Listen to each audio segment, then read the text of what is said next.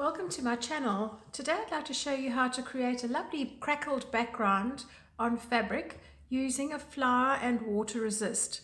So in my little container here I have 4 heaped teaspoons of flour, and as you know it's better to add water to the flour than to actually put the flour into the water, which goes lumpy. And you want to just slowly start getting this to form together into a lump and then gradually soften it out. It might take a little bit of time. If you're doing a slightly larger consistency, or a larger area should I say, you would be able to perhaps do this in your blender, but you can see that this is combining nicely. It's going to be thick to begin with, and then I'm just going to add a little bit of water to soften it out.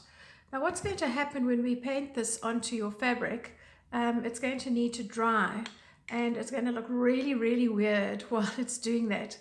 So some of the things that you need to expect is that once you start painting it onto your fabric, it's going to act as a resist. So wherever you have this starch or the flour and water mixed together, and it's on your fabric and it's covering over the fabric, the paint is not going to penetrate through that.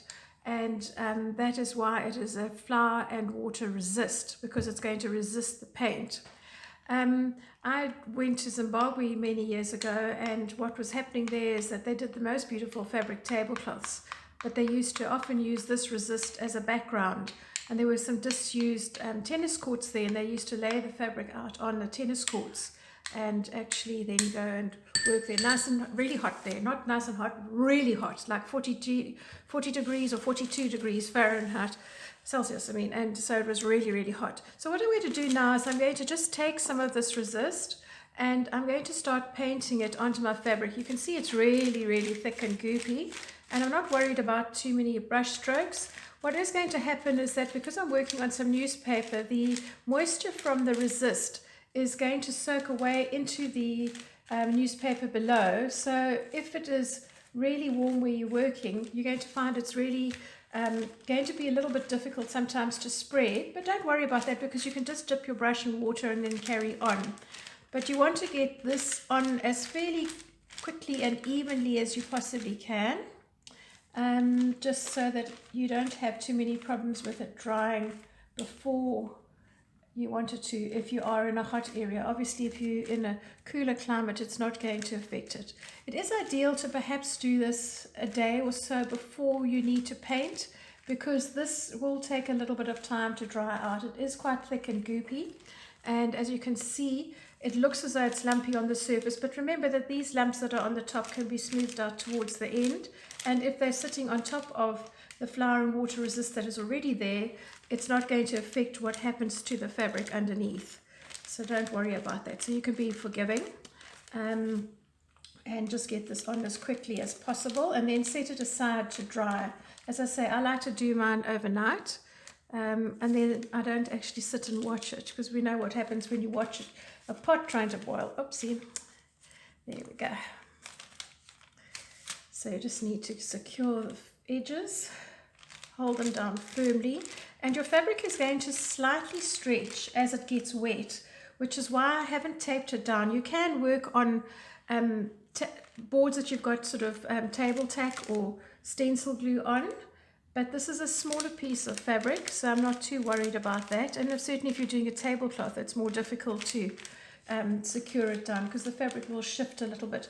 You will find that if it's got little dry spots like this, that you need to just cover them, because those will affect the design that you're working, and it will show up as dark blobs of paint once you actually come to paint your background color on.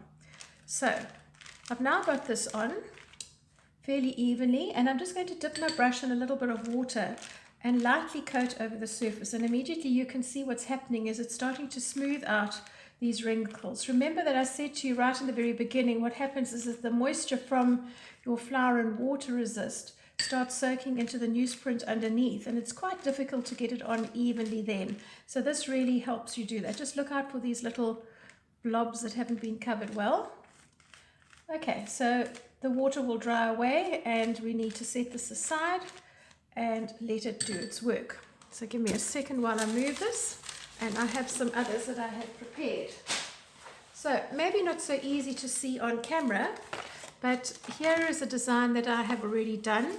You will see that it almost looks like curled paper, And on this one, if you can see here, I've used a fork just to drag a pattern into the starch, just to see what happens. This one, on the other hand, I have just left completely plain. And I have here on a little palette that I've made some fabric paint. I started off with navy fabric paint, but it's a bit dark for what I want to do. So I mixed my fabric paint in with a little bit of extender, which is also known as clear cut or emulsion. And I have that now on my little palette, and I'm very happy with that. So here's the magic. Let's tackle the one that's actually plain to begin with. And because this has got starch, it's a bit like a wafer or a biscuit. You can just take it and you can crackle it. Can you hear that? Rather fun, this. So you can start to crack this so that it actually forms little veins. It's going to be nice to do this so that you can actually get the paint on evenly. Okay, so I'm just going to crackle this nicely. You'll see a little bit of this is going to fall off onto my table, but that's not serious. Just try and make sure that you've covered most of the surfaces, because you don't want to have one large area that suddenly hasn't been crackled right. So I'm going to get that a little bit flatter. And now what I'm going to do is to take my paint, and I'm taking a little sponge roller, and I'm simply just coating it in some of the fabric paint. I'm using a roller because I can roll over and it goes nice and quickly, but they are quite absorbent. And so I will be able to have enough paint on here to push into these cracks. So now I'm going to roll on. Look at that. Can you see how nicely that is starting to appear? Colors are showing up. So wherever the little veins are, that is what's going to show up on my fabric, not the big areas below. It's all the little veins is going to be where the color goes penetrating through into the fabric. That's why I need the roller to be able to push this color down into the material below. Okay, I need to get this more square onto my glass here. So let me just wipe this up so I don't get color on the reverse side of my fabric. Always be mindful of that. I would normally work on paper, but it is distracting when I'm trying to show you on video. Sorry, there we go. Right, so I'm just going to roll this on, and this is the really fun part. You can imagine if you've done a huge big tablecloth, you've had fun painting the design and the background is just too big and too laborious, and this would be a lovely way to fill it up. Also, if you're needing to do a lot of fabric in a hurry, it's great. So just make sure, as I said before, that you actually are pressing the color into these little veins. Then you're going to need to leave this and set it aside to dry. Now, because the paint itself is sitting not only in the veins but on top of the starch as well, it would probably be best to leave this overnight to let everything just settle in nicely. And then what you do afterwards is on the reverse side, you iron with a hot dry iron. You can always put a piece of paper over the front part of your fabric just so that it doesn't stain your ironing board. It's unlikely to with the paint being dry, but if you're nervous, you can do that. And then once you've actually heat set your color, then you actually just take a knife and either scrape off this excess flour and water, or just pop it in a bowl of water and let it rinse off. The flour and water doesn't have any glue or any binders in it, so it's not going to actually stick that. It won't come off. So at the moment it looks as though you've got a lot of brush strokes and things on your piece of fabric, but just remember that once you have rinsed off the flour and water, the design that's going to remain is the crackle part that's underneath.